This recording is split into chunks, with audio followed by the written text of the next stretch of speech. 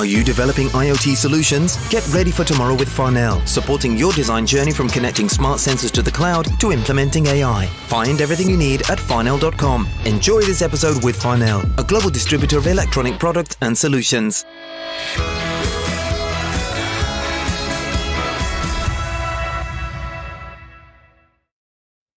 Hello and welcome to the AV Forums Movies Podcast on Monday, the 11th of July, 2022. Tonight, I am joined by Mark Costello. Hello! And Simon Crust.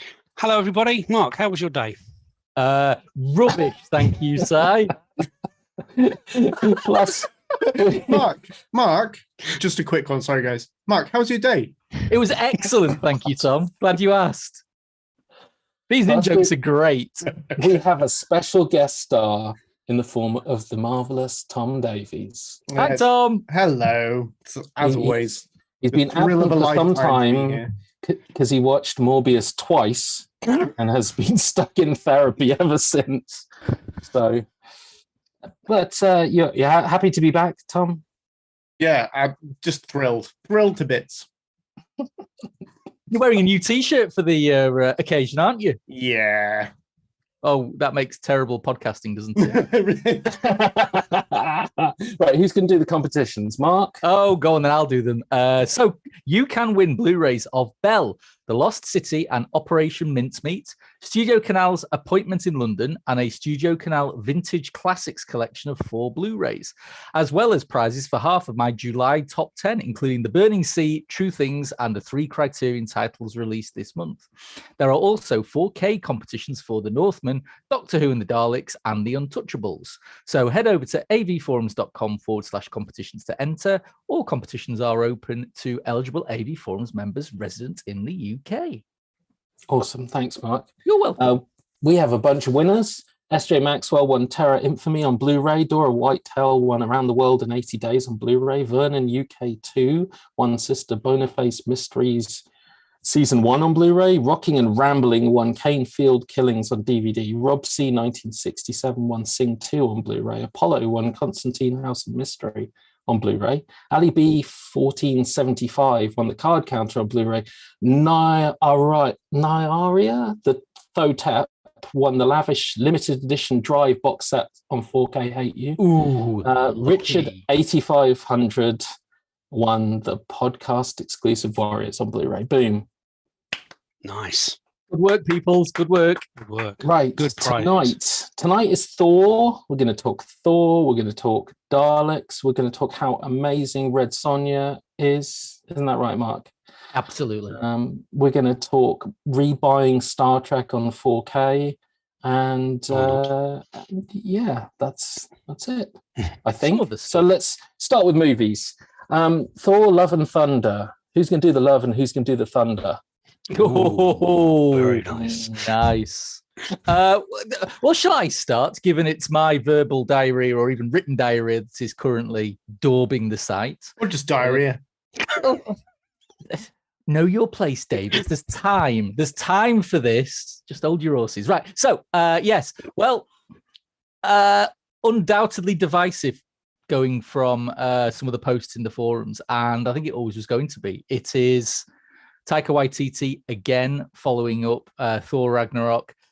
And even though it was difficult to think imaginable, he's doubled down on the goofy comedy. And Love and Thunder comes across as even sillier than Thor Ragnarok. Yet it's punctuated with some scenes of real darkness and odd spots of emotion. For me, I really enjoyed it. I think the juxtaposition between the light and the dark worked quite well. I thought when you got a cast having such fun as they were all having, I mean, Hemsworth can do Thor in his sleep. He's got such an easy charm. And frankly, he wins me round just from a flick of his lovely mane, you know, but throw in Christian Bale being Christian Bale, which is always good. And more strangely for me, Russell Crowe having an absolute blast as God of Gods Zeus. Frankly, I laughed. I didn't cry because I was too busy laughing, and then I laughed some more. And the fact that the biggest running gag through it was the jealousy of Stormbreaker. This is an axe that is jealous over his owner looking at yet another tool. It just made me smile. And there's no doubt about it. Silly, goofy, all of the above. But I had a really good time with it, and I really enjoyed it. So there you go. Yeah, it's super fun. Like, I also saw it, and yeah, I didn't hate it. I thought it was quite fun. I did laugh quite a lot at it. But yeah, my experience was it felt a bit like a whole load of ideas squidged together. It didn't feel the structure and the tone weren't there for me. Where Ragnarok I felt was a really cool and fun departure for the MCU into like absurdism. That was great, but also it had a really definite story to it. And Love and Thunder jumps around a bit, and it sort of jumped around a bit too much for me, I think. And I couldn't quite put my finger on what it was that sort of kind of annoyed me about the way it had been put together. But I saw an interview with Taika Waititi just a couple of days ago, in which he mentioned that he had allowed the actors to improvise some of the plot, which feels like it's not a bad idea. Like, I would not criticize that as a directorial choice in another movie. I think because if you think about his earlier works like Hunt for the Wilder People and What We Do in the Shadows, like both of those seem entirely appropriate for cast members to go, wouldn't it be funny if we did this next? And because those films are like experiential, character driven, and the plot of them really is almost inconsequential, particularly for What We Do in the Shadows. But with Thor, it felt a bit like that's not the right arena to let people just chuck in their own ideas, like a big Marvel tentpole. I know it's so difficult because they can't have it both ways, because, you know, when they stick to formula, I'm the first to complain that they've fucking stuck to formula again. Oh, sorry, my language. But they when they let a director go out on a limb, like, they should be doing that. But in this case, I don't think it's worked out very well. I don't think the way that Waititi makes his own like indie films particularly suits a big Marvel tentpole. I think you really have to say, like, this is the story, these are the set pieces, now do what you like with the script to you know, make it your own. And that worked last time, didn't it? Yeah, I think that's what it was. And because last time there was a very clear link as well, for anyone who's interested, from the comics to the film as well. Like, they had taken plot elements that already existed, whereas Love and Thunder, as far as I'm aware, is not a pre-existing. Well, no, that's not true. There are elements of it that are pre-existing character developments, particularly involving Jane Foster. Yeah. But the actual story, Gore is very different in it to how he's been in. This stuff doesn't really matter, but it just feels like it all combined to make something that was less satisfying than Ragnarok, but not bad. Not bad. I mean, I totally see that. I think what Ragnarok was an MCU comedy. It was the MCU film at that point in Phase 3. It had everything. It had all the connective tissues. You had Ruffalo in there with all the links back to his disappearance at the end of Age of Ultron. You had the link right at the very end with Asgard being destroyed, and then you go straight into Infinity War. So you had all this, like you said, this very, very rigid MCU universe, that you then said to ITT, right, go nuts in, and he did, and it was brilliant.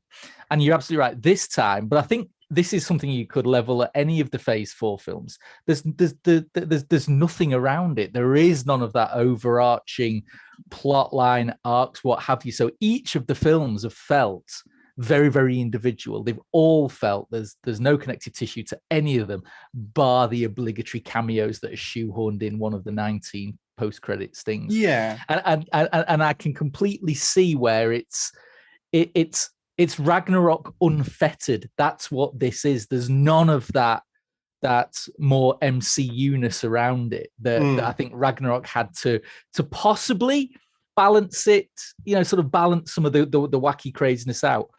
But I did go backwards and forwards on my score, but ultimately, because I laughed so much at it, I couldn't give it a score any lower than the 8 that I gave it, because it was just a huge heap of fun. But I can completely see all Tom's points, and there've been points echoed up and down the forums, so I can easily see that. Yeah, I've got to say, I'm not actually massively. There are a lot of people who are like, "What's the overarching story? I want to know what the next big movie is," and I don't massively feel that way. I don't mind if they want to go off and just do little stories here and there. But I don't know. Their approach to it so far, like you say, in Phase 4, has just felt untethered, like you say. And when you think about something like Eternals, that should have, by rights, should have been super interesting, but was incredibly boring and rote and awkward and looked, man, the VFX in Thor, at least some of the Eternals looked spectacular. Some of Thor looked ropey as heck. And I don't. They're gonna bring it all together. They've got Captain America 4 with Falcon, haven't they? That's gonna fix everything. He's not the Falcon. He's Captain America now, Cass. Get used to it. Yes, he's not a Falcon. He's Captain America in Maverick's jet, and he's going to fly around a lot. That's what it's going to be. Yeah, it's the only way to save it. Top Gun 3. Yeah. It's the only way to save it. A Top Gun MCU crossover, like it. You heard it here first. Let's face it, the only way Cruise is getting stopped is by an actual supervillain. Okay. Not a super sea beast, though. Let's talk about the other movie that we were going to do, the headline movie, which is a good Netflix movie. Very, very unusual creation. That I think once every 3 months. You can find them, but they are shy. This one is called The Sea Beast, which is a terrible name. Yeah, it has a terrible poster, and it has almost nothing about it that anyone's going to notice or be sold on. It's really good. I really enjoyed it. It's got Billy Butcher from The Boys. Only lacking all the swearing. I think he does slip a swear word in. Pirate. He says bollocks and bug a lot. Of course. I think someone complained on the forums that it was too much for his 6-year-old for him to say bollocks. I mean, they've heard words from him. Honestly, of course they have. Yeah. So, but the nice thing about it is that even though he doesn't say the C word like he does every 5 seconds in The Boys, I say the C word. Somebody's got to be playing bingo at home now. So is that not the C in the Sea Beast then? Yeah, the C word beast. I was thinking it was a very different film. Yes. He manages to be Billy Butcher without swearing, basically, and he's great as a kind of a pirate come sea beast hunter, and the film for me starts off with a very Jaws Moby Dick vibe of hunting these monsters that are almost insurmountable, and a dedication towards finding this one really big monster that's been evading them, that has caused them all kinds of trouble and scars in the past. I thought it was really well done, and then later on it takes on a very different How to Train Your Dragon vibe, which I also liked. We're losing your There's Kaz. plenty Yeah. of Austrian Commander. That is a lot of fun. The hotel Wi-Fi is not what it Ever once exists. was. Oh no, we're gonna have to improvise. That's all right. Well, Simon's seen the CB. I've seen it. I watched it tonight in preparation for this evening. Is it as good as Kaz said then, Si? Come on. Nearly. Ah. High praise indeed. Yeah, it's very long. It's a 2-hour film. I think it's trying to be all things to all men by throwing a lot of stuff at the screen. You know, you've got the cutesy monster, you've got the coming to terms with your baddies, you've got the goodies that seem to be baddies that are actually baddies. It's got a bit of everything going. Spoilers, Si, honestly. Yeah. Who's going to watch it? No one's going to watch it, are they? But it's not bad. It's not a terrible film. In echoing what Tom thought about Thor, it's not terrible. It's not bad, and it does a lot of good. But it's got that kind of Netflix feel that it's just trying to do a little bit too much, when if it was a little bit tighter, I think it could have been a little bit better. But I did enjoy it. It looks incredible. I mean, I've got to say, it looks, when there's no characters in the frame, it looks like you're watching film. It is amazing, seriously amazing. Wow. Water effects, leaves, the sun coming through, the sand. Oh my God, it is fantastic. Almost worth watching just for the visuals. But it's okay. You know, it touches all the right notes where it should do. It's just a little bit long, I think. That's all. Can you not be too disparaging of Netflix? Because if I don't get my kickback if you badmouth them. Oi, Tom, I had to watch The Ledge because you've had the last few months off. I tell you, I have not forgiven you for that. That had a Davies special. Do it. That had a Davies special review written all over it. The Orphan 2 is coming out soon, and I've been trying to get hold of a screener link for that because I'm been begging me for it like every day. Where's my Orphan 2? I want to see the Orphan 2. I want to know how they go on from. By the way, if you've not seen the Orphan 1, good.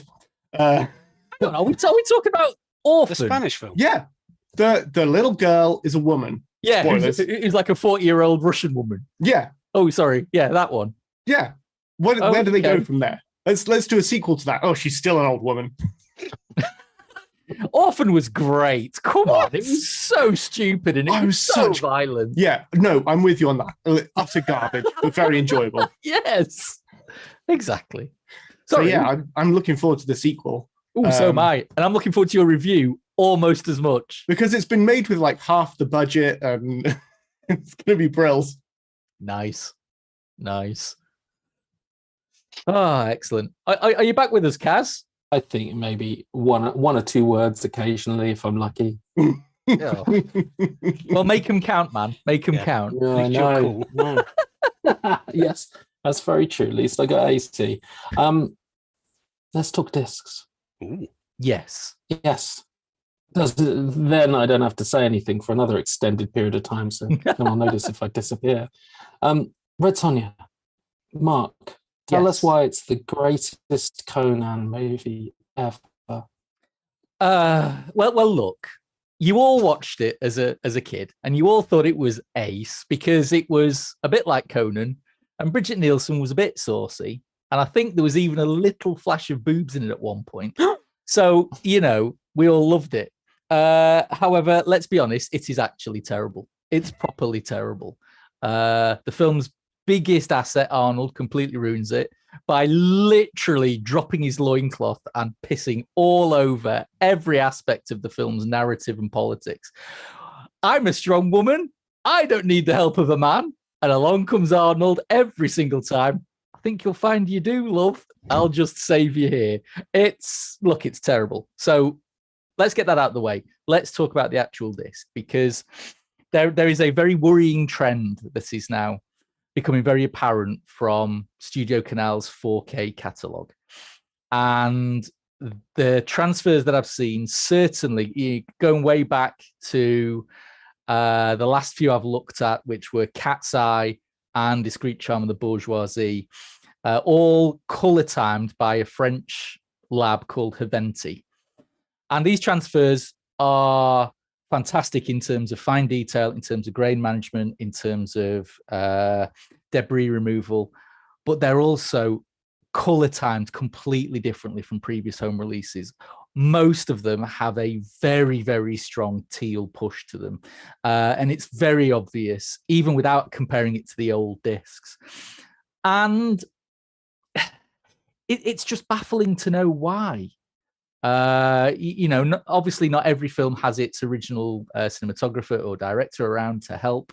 Obviously not every film has pristine source, color time to perfection, into positives or whatever you call it, that give them that. But a lot of these new transfers coming out of Studio Canal have got a very definite teal, turquoise, whatever you want to call it, push to it. And it's just strange. Why? Why are we putting this different color push to it? I said in the review for Red Sonja, I'd love to get someone from, who knows about this stuff to talk us through this. Is it by design? Is there a mission here to, I don't know, make more films look like modern films do? I've seen some rumors are going around that there's issues with color spacing used in the digital workflows. Well, surely it can't be that, because that smacks of huge errors left, right, and center. But it's just becoming so obvious now that I just love to know why, really. So yeah, if you're a fan of Red Sonja, fine. If you have to, be very wary though of this new transfer, because if you're a big fan, you had the old disc. This new one is going to look different, quite different. So buy everywhere. Anyway, rant over. When you say different though, Mark, like is it an element of taste? Is it an element of the people sort of restoring it, the people transferring it are saying we prefer it like this? Possibly. That's the question. And I mean, some of the things you don't notice. I mean, our brothers and sisters over the pond at Blu-ray.com, they have a much more critical eye to a lot more of these. And for a lot of the times that they're talking about this, I don't really see it. However, certainly for Cat's Eye and for Red Sonja, I had the previous discs. So literally you just stick it on and do an A-B comparison. And, on Cat's Eye, there was a bright white church, which is now just drenched in teal. In Red Sonja, early doors with the talisman being stolen, all the priestesses are wearing white robes in the old Optimum Blu-ray. Here, they've all got a real turquoise push to them. And you just think, it definitely sounds more mistake than choice. That's dumb. But I don't know, because no one's, this doesn't sound like, for example, when Kino did Silence of the Lambs, and the first 20 minutes look completely different because they used the wrong color spacing. It's not like that. Faces, look natural, skin tones look natural. It's literally the white. And I mean, I don't know how all this stuff works. It's all beyond me. But it is becoming a trend of Studio Canal, and using this one lab in France, Haventi, it seems to be them. And who knows, Tom? Is it taste? Is it an error? Is it, for all we know, the previous releases? They were wrong. It was never meant to be white. What are you talking about, Costello? That white church? Nah, it was always been turquoise, mate. We don't know. But it's just now, and whether or not it's because I'm reviewing more and more and more, that I'm seeing it more and more and more. It's just becoming incredibly noticeable. And I'd like to know why. You're going to turn into a curmudgeon like everybody who uses Blu-ray.com. I'm already a curmudgeon in so many ways. But no, I mean, they've got points now. They've definitely got points on some of these, and it's been difficult to score the image because to be brutally honest, for 90% of people who are going to buy the disc, it's not going to be a problem. They're not wedded to the film. I might have seen it once as a kid, but I can't remember what color the bloody robes were. As long as it's nice and sharp and detailed and all that, that's fine by me, and that's perfectly okay. So many comments on your review of it have been like, I saw this as a kid. I don't know if it's any good, but I'm going to buy it. And that's probably the market for this exactly. 4K of Red Sonja. And you know what? So when people are going, really? Of all the films that are getting a 4K release, why stick Red Sonja out there? Because of that. It's absolutely how many people, do you know what? Give me Krull in 4K and I am gonna shit a brick. Honestly. I will buy that. I will buy 2 copies. So sorry. So yeah, bit of a rant there. The film is not as good as you remember it, and the disc certainly has caveats to be buyers need to be made wary of. No, that's interesting. That's what we're here for sure. Absolutely. What, being interesting? I thought that was a podcast. No, being pedantic. Yes. Well, we do have some interesting tidbits about a new Red Sonja movie, though, which has been doing the rounds for ages, ever since, was it Rodriguez? Yeah, Rodriguez and McGowan. Yeah, originally, way back when, like over a decade ago, I'm guessing. It's passed through a variety of hands. It landed with, I can't remember her name, the girl... Yeah, we've lost Kaz again. Yeah, just and he was the only one with that interesting little tidbit. He's got the info on Red Sonja. Hayden. Yes. Hayden Christensen. I can't give it to you. It was Thomas Hayden Church, I think, who's going to play Red Sonja. something. Yes. Anyway, lost its director, lost its lead, and it's regained a director in MJ Bassett. And the lead has been cast. We don't know who it is, but the lead has been cast, due to shoot in a month's time. We should say friend of the website, MJ Bassett. Yes, absolutely. Yeah, totally. Yes. Excellent. So it should be. I'm interested to see it, but the problem with Red Sonja is kind of the problem with She-Hulk. Except that She-Hulk has kind of been rehabilitated in recent years by Marvel Comics, whereas Red Sonja absolutely hasn't, and is just as weird and kind of gross as it has always been. Like, I was looking at recent, I'm not a reader of the comics, but I was looking at cover art just out of interest based on this 4K release that Mark reviewed. And it's still just kind of a little bit skeevy. Like it feels like another one of those comics that should kind of just grow up a little bit. Like, and I say this as somebody who read some of the Deja Thoris Princess of Mars comics, like, and those were really like not okay. Bear in mind, Tom, you have called people on Blu-ray.com nerds after that sentence there. I'm just checking, right? Yeah. Yeah, I know, pot and kettle. But I find Red Sonja a weird one to resurrect. Like, unless you're going to take a wildly different approach to it. And maybe MJ is going to do that, and that would be super interesting. And that would be really cool. It can't be worse than Bridget Nielsen. Lol, no. No. Yeah, I think, was it Jim DeGriz on the forum said, like, why are we getting this ahead of Conan? It's got a point. Such a good point. Well, no, because it's obvious. Studio Canal and Red Sonja. And they don't own Conan. Disney own Conan. Oh, well, there we go. Says it all, really, doesn't it? You watch, tell you what, if Heat sells on 4K, that's when we'll see Conan. Telling you. Disney are basing their Conan strategy on Michael Mann's Heat. Yes.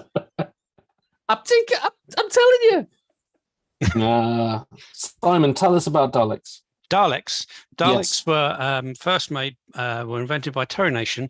They were first shown in the BBC television series Doctor Who, and the 5th episode, when you just saw the plunger. Or are you talking about the latest Blu-ray, 4K Blu-ray release, Dalek Invasion Earth 2150 AD? Depends if you've got 50 quid to spare. Yeah, we've got a few days, Si, so you can just go through the history of the Daleks. Go for it. Oh, yes, the history of the Daleks. Start with Tom Dalek before going through his son Bob Dalek. No, they're all amorphous, aren't they? Davros is the father. Anyway, Mark, you don't start with Bob Dalek. You start with Bob Khaled, right? Is that right, Khaled, Simon? Absolutely right. They were all Khaleds. And they were made into Daleks by Davros. Dear, oh dear. Seriously. So let's talk about Dalek Invasion. What are they called? Dalek Invasion Earth 2150 AD, which is a remake, reformat, film version of the TV version of Dalek Invasion Earth, which I just happen to have. Nice. Good old-fashioned DVD on your screen now. Look at that in all SD its for the win. pristine glory. And the reason I brought it down is because in the review I talk about some of the fantastic stills that this serial had when it was being promoted and when they were filming it. They actually took out the Dalek props and they took them out onto into London. And there's one shot just there. Can you see? Not really. No. Just there. It's a bit blurry, isn't it? Yeah, not really. Yeah. So yeah. Well, okay. I'll describe it. It's two Daleks in Trafalgar Square, looking back of London's, looking at Marble Arch. So I mean that is one of the classic stills. Another one is when they were over Westminster Bridge, and you've got Big Ben in the background. That's another one. And it came from this serial, not from the film version, which was all shot either in studio or on the backlot of Shepperton Studios. And it everyone who was involved in the first film, which isn't very good. Let's be honest, it isn't very good. The second film is much better. It's got a much more story-driven plot. There are genuine stakes. The Daleks are mining the Earth's core to turn it into a rocket. Yeah, don't think about that. It's complete rubbish. And it's okay. You know, gone is the stupid slapstick and the kid pandering that the other one had. And it's to be replaced by a god-awful score that just permeates everything, which is a real shame. If they had a slightly better score, it would have been an even better film. The Daleks look fantastic. The effects are good. Peter Cushing, he's brilliant in it, of course. And this has none of the colour problems that you were talking about with the Studio Canal release there, Mark. It is absolutely stonking. Lovely. They've gone back to the original film elements.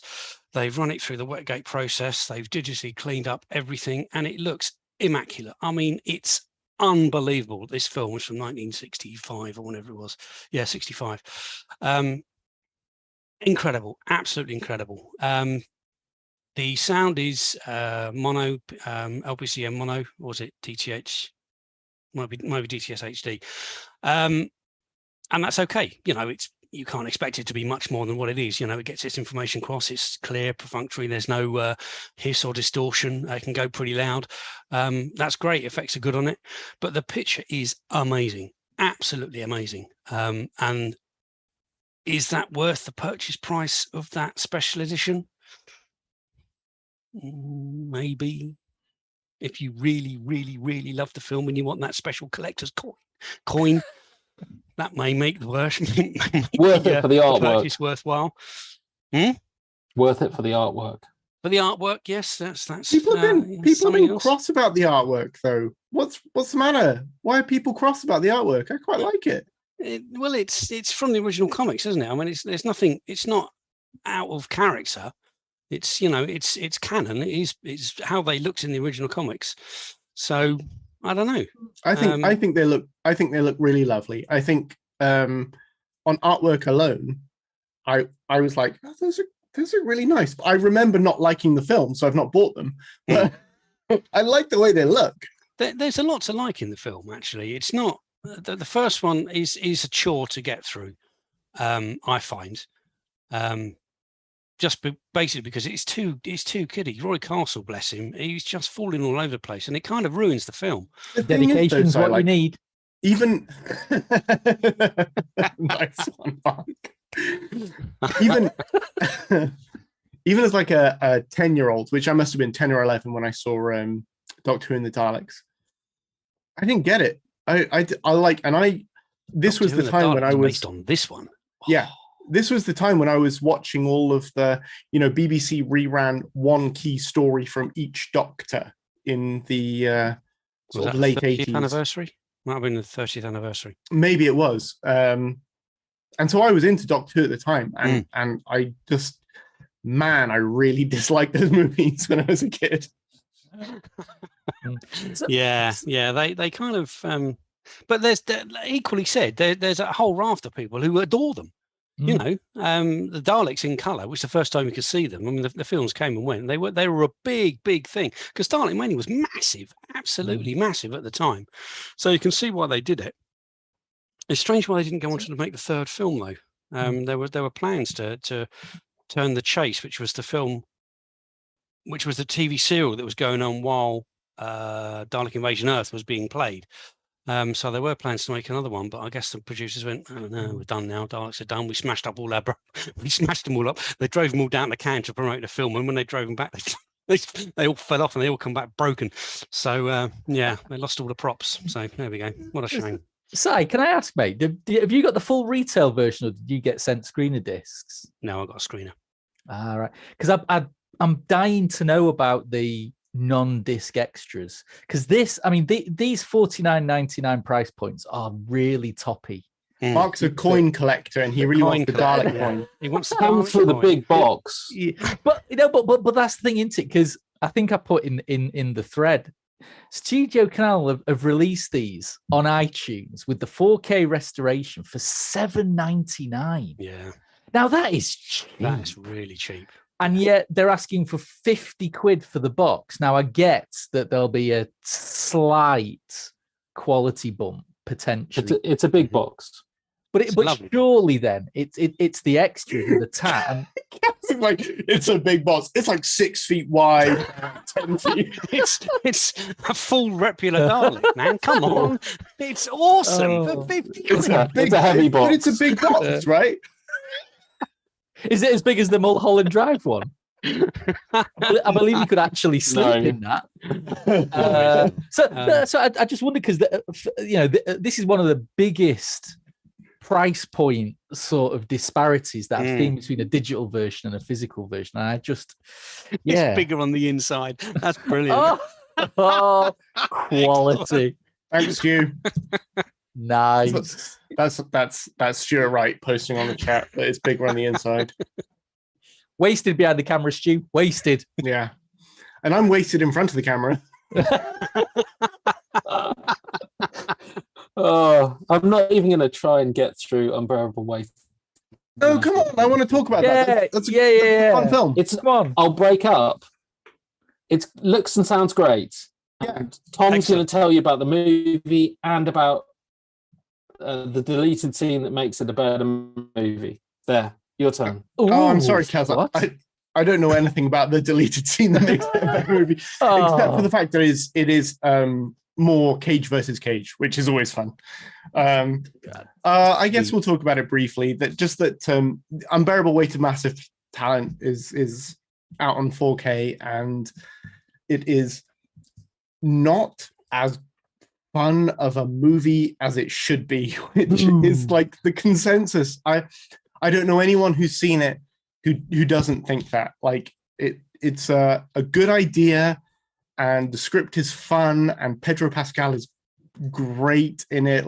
And there are some really sweet scenes between Pedro Pascal's character Javi and Nicolas Cage. Javi is a super fan, and Nicolas Cage as Nick Cage.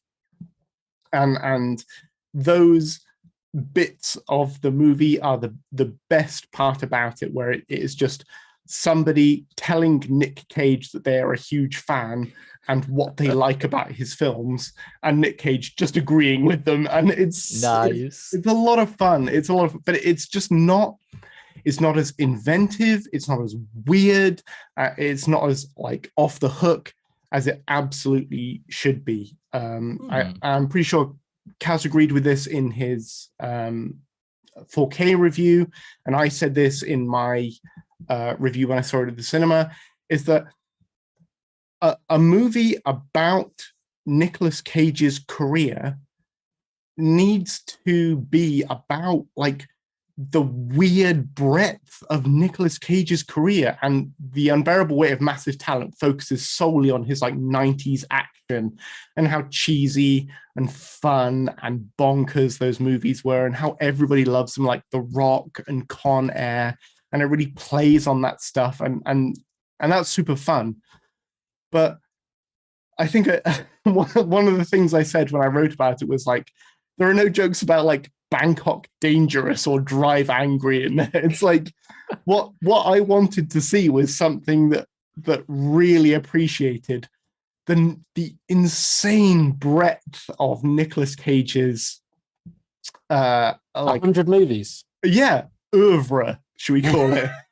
And there's because there are oblique references to stuff like adaptation in there. So clearly the writers of this movie are huge Nicolas Cage fans, but they seem to have written it for, like, I don't want to say the lowest common denominator, but like the most recognizable Nick Cage stuff. And I wish they'd gone more obscure and more weird and more stupid, because that when they do, that's the best bit of the movie. The safer bits of the movie are just kind of like an okay crime caper, like an enjoyable but not particularly groundbreaking crime movie. And we needed a Nick Cage multiverse movie. That's what we needed. Get the Danielses in from Everything Everywhere All at Once. That's what we should have had. Yeah, I want to see Spider-Man Noir facing off against just anyone from Nick Cage's career. Yeah. It should have been stranger than it was, because if you think about the people who are like following Nick Cage's career now, these are the people who are watching stuff like The Color Out of Space and Mandy and Pig. Yeah, and Pig and that stuff. Like, people who loved Nick Cage in the 90s have probably mostly stopped watching his stuff because it's gone so weird. And like, yeah, I just wish it had lent into more into that like Cage fandom, which I am definitely a part of. Like, yeah, it is a fun movie, right? It's a fun movie. It is, yeah.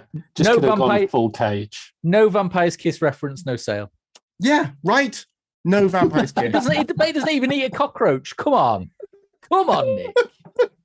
What are you doing? Right. Yeah. Hey. Daniel on the chat just mentioned Prisoners of the Ghostland. No mentions of Prisoners. That's maybe for the best. Like, it's not a very good movie. But you've asked for them to reference Drive Angry, for Christ's sake. Come on. Yeah. Do you want to know a fact about Drive Angry? No. I really don't. Nicolas Cage only agreed to make Drive Angry if he could be shot in the eye in the first half hour. What? So that is why he is shot in the eye at the beginning of Drive Angry and goes around with a shot in the eye face for the rest of the movie. Okay. Oh, we've missed you, Tom. Oh, what have we done without you all these long podcasts? Oh, yeah. Good trivia. Right, someone shoot me in the eye if my Wi-Fi cracks out again. Can someone else read the news on 4K discs? I've put a whole bunch of news in there. Poltergeist, Indecent Proposal, Elf, Meaning of Life, To Kill a Mockingbird, Casablanca, and Platoon. Wow, you got through that without breaking up. Good job. There's some classics in there, and there's some random old shit. Wait, hang on. What's the random old shit? Meaning of Life. That's the first Python film to get to 4K. That's mental. Yeah, that's ridiculous. It's pretty good. I mean, we all love a bit of the Crimson Pearl Assurance, but come on. No, I like the Find the Fish. That's my favorite bit of Meaning of Life. Every sperm is sacred. Every sperm. All right, Okay, fine. That's the only thing that's worth It should have been Life of Brian. Fine. Yeah, absolutely should have been. or Holy Grail. Yeah, that would be good too. No, instead of Holy Grail. Well, that's Instead of. Come on, Tom. Get back up to pace, mate. Come on. Also, we really randomly got Old Henry and Cruel coming to 4K. Crawl's I don't- missed the boat. No, but like they're not Neither new, of those, and they're yeah. not classics. Neither of those movies are going to benefit massively over the Blu-ray, are they? No. No. Like Old Henry's a great movie. Don't get me wrong. I super enjoyed that movie, and I sort of saw the twist coming, but enjoyed it nonetheless. And Crawl is also awesome, but okay, 4K. You can buy it on 4K iTunes over in the States for about $2. It's ridiculous. Anyway. Elf. Yeah, there's Elf. I will buy Elf. I have Elf. Elf. I have Elf on yeah. everything. Yes. On the I will shelf. buy Elf. The chance. I need to see Elf in 4K. It will be vastly improved.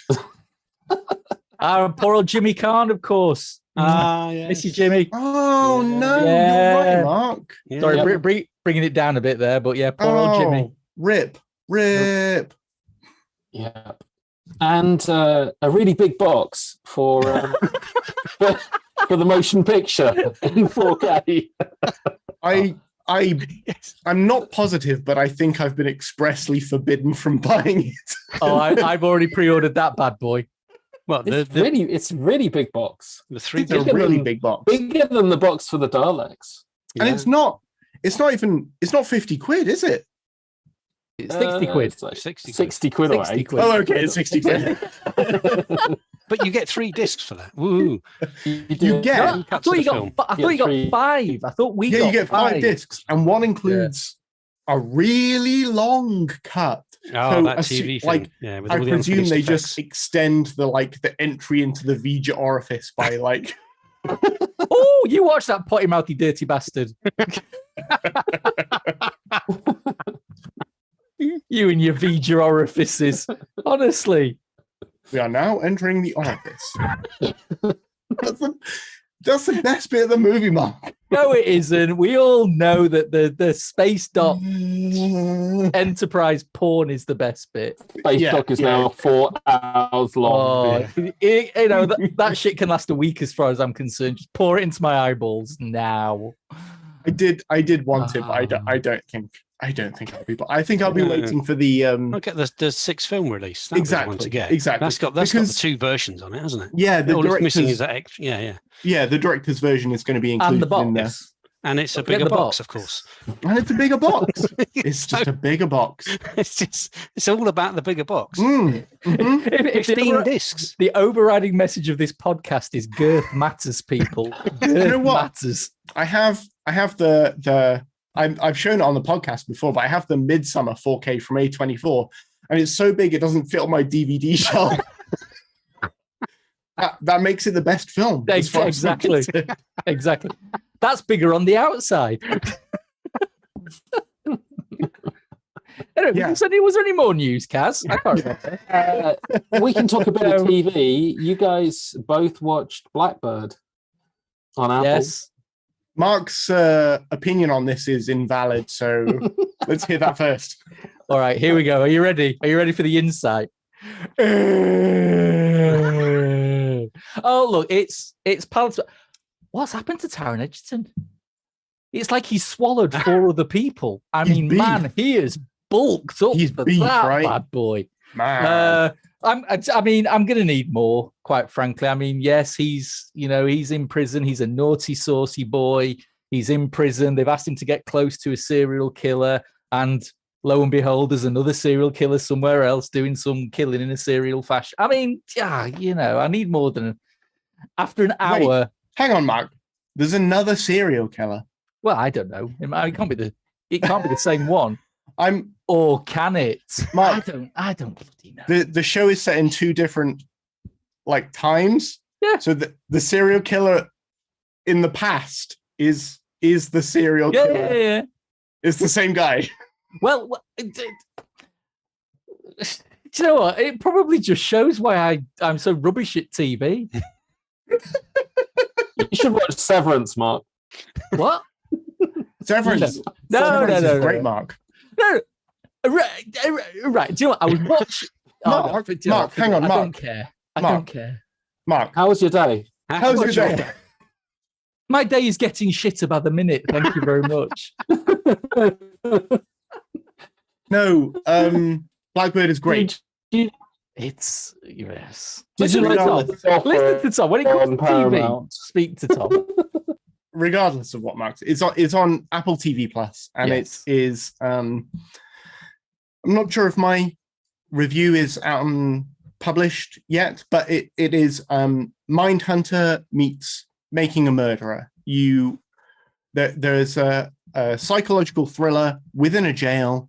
You are not sure whether or not the serial killer who is being forced to confess has actually committed the crimes, and it's really, the performances in the show are brilliant, and they are what ground it so far. There's only been 2 episodes, and there's another 6 to drop weekly on Fridays, and Ray Liotta is in it. It's his final performance on TV. I think he has maybe 2 or 3 films in post-production, but it's Ray Liotta's final TV performance, and for that reason alone, it's worth a look. I mentioned in the review that it feels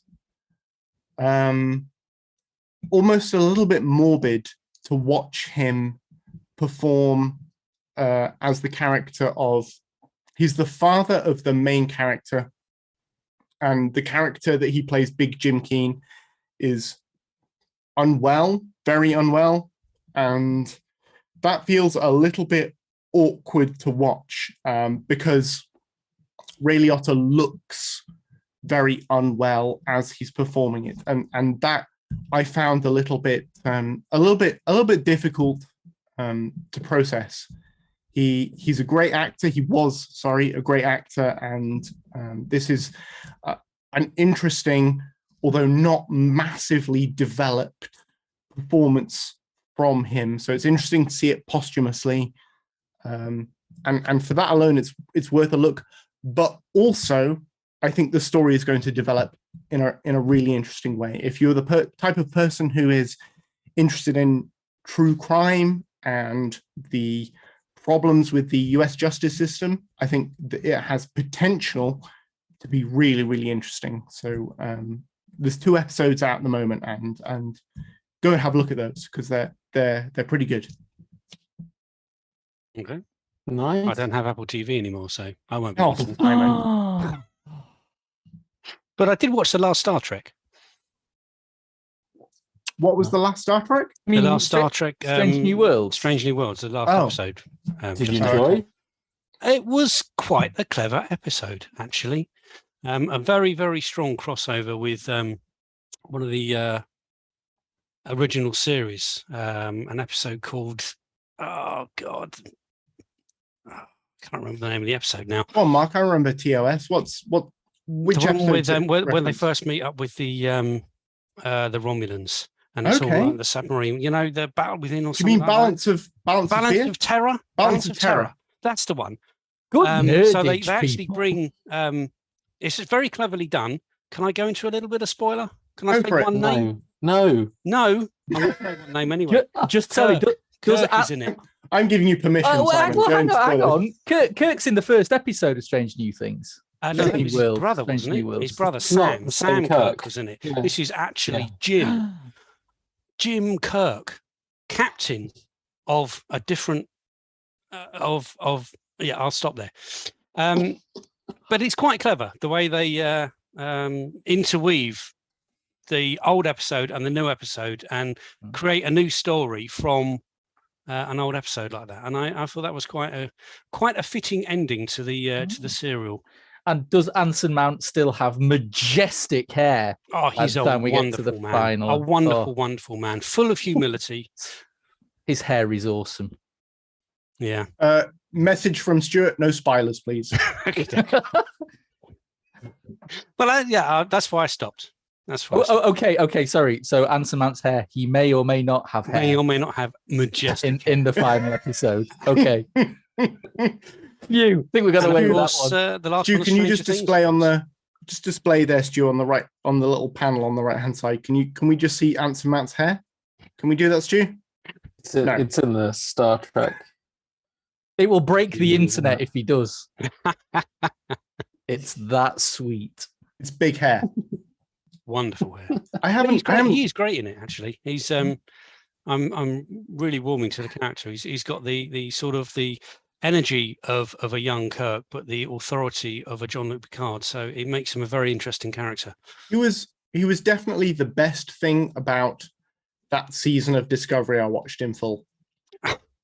Didn't. Season 2, 3? I don't know. I don't know. Don't care. Didn't watch it. 2.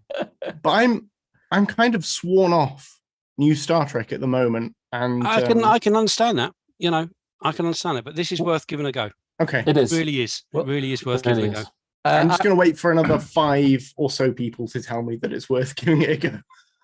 Well, I want to give a quick shout out to The Offer on Paramount Plus. Because I binged that with the wife in the last week. It's great, isn't it? Huge fun. I mean, I have no idea how real it is. Some of the stories are apocryphal, and some of it you just think, "Hey, what really?" But it was just so fun, and it made you almost fall in love with the idea of making movies the way that they did. And it was just absolutely. It was a breath of fresh air. So everyone with Paramount Plus, go watch The Offer. It's brilliant. It's a lot of fun. It's and terrifying. Matthew Good as Bob Evans, honestly, it's the performance of the year.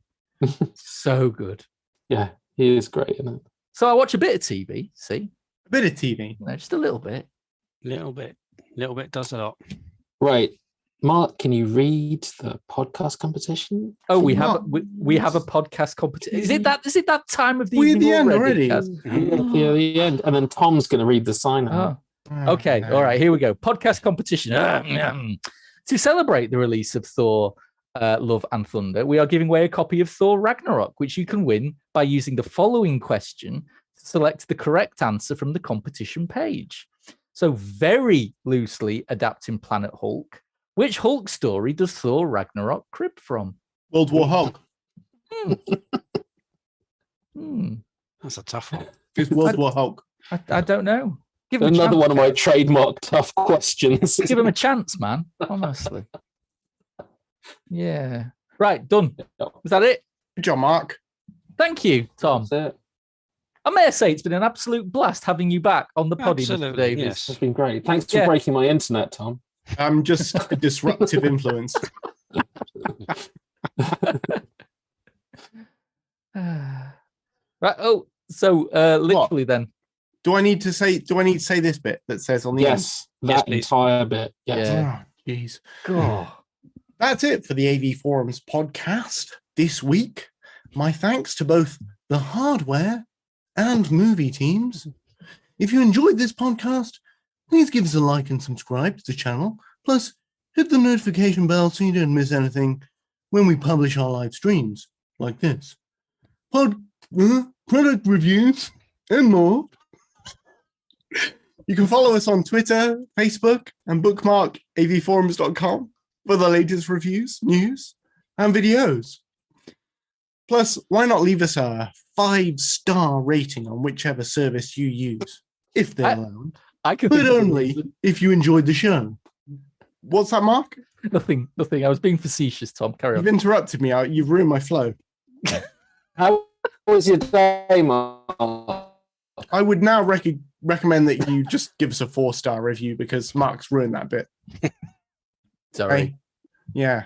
I'm Cass Harlow. I'm not Cass Harlow. Why am I reading this bit? Cass, you read this bit. Ron Burgundy. I'm Kaz Harlow. Thank you for watching and listening, and join us for the next podcast on 25th of July. Or don't. 25th of Bye July. all. Thank you.